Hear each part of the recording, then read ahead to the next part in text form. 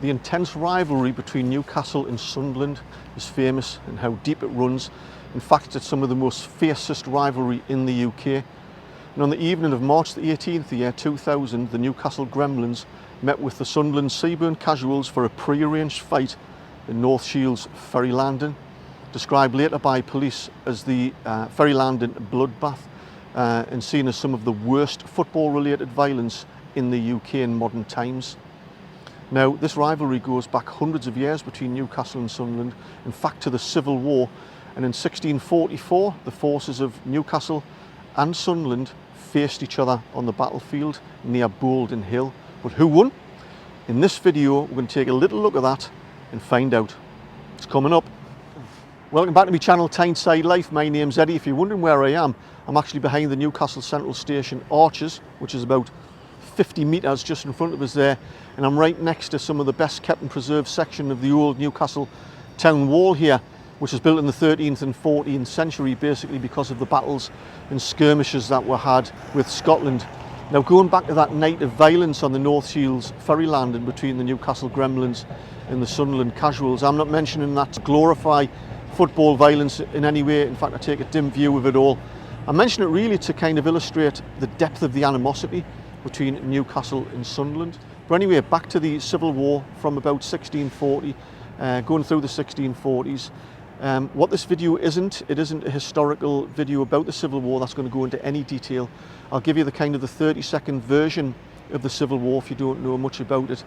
But it born really out of King Charles I, who was the King of England and Scotland at the time in 1640. And it was basically a series of confrontations between the monarchy and Parliament over disagreements over the powers that the monarchy had and Parliament had, which was made worse by deep religious animosity. And in 1640, King Charles I was starting to have problems with Scotland, who were kicking up a fuss over one thing and another. He recalled Parliament.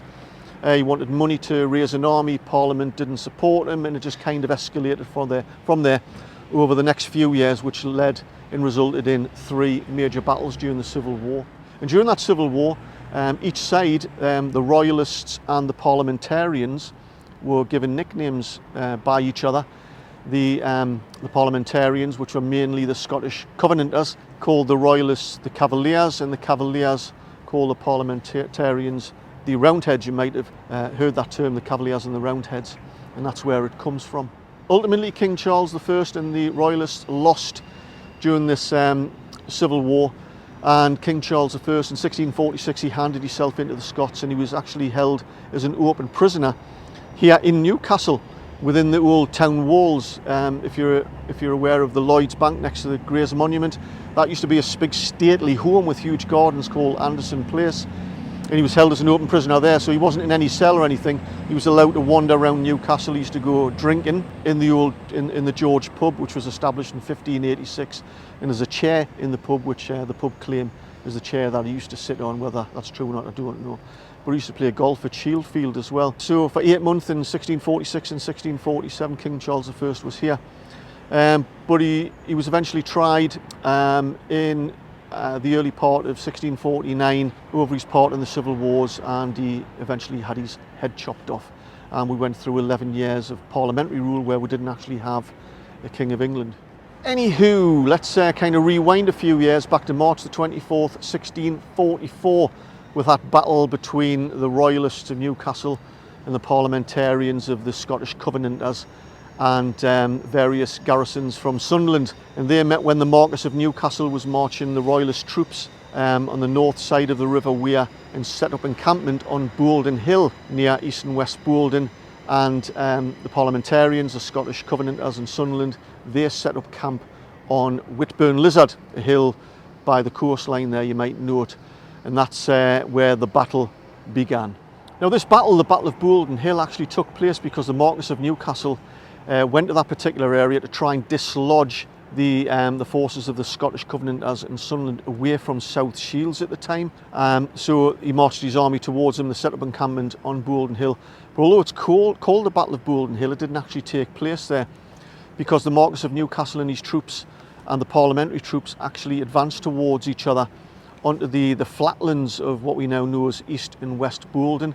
And although there was some kind of close quarter battles in the marshes and the hedges around that particular area, most of this day-long battle was through artillery fire, through cannon fire, and that's where most of the casualties took place. But who won? Well, actually, if you look into this, the historical records, actually both sides claim victory.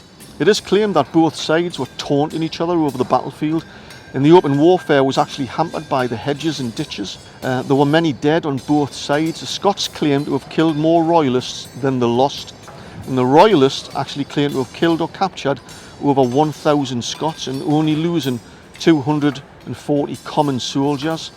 The Scots admitted to 300 wounded and 60 dying, and claiming to have killed over 1,500 royalists. So there we go, the Battle of Boldon Hill. Both sides claiming victory, and I guess we'll never know. We'll have to call it a score draw. Both sides claiming they killed more men than the other side. This is the only battle that I'm aware of where the forces of Newcastle and Sunderland faced each other on the battlefield, but I'm not a historian. Perhaps somebody out there might know another occasion where the respective forces faced each other. So there you have it, an interesting, fascinating story from the Civil War. Let me know what you think in the description below about all that, and let us know. Give us a thumbs up if you like the video. But where Sunderland are at the minute in the Championship, I don't think we're going to see a battle between Newcastle and Sunderland anytime soon.